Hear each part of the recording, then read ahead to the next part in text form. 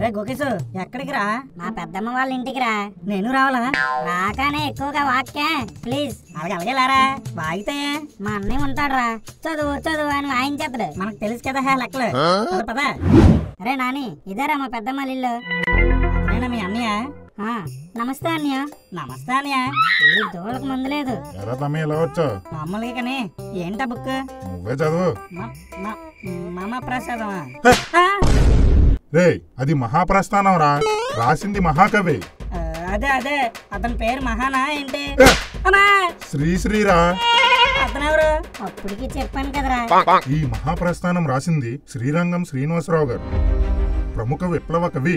ఆయన రచనలు సమాజాన్ని మేల్కొలిపేలా చురకలంటించేలా ఉంటాయి.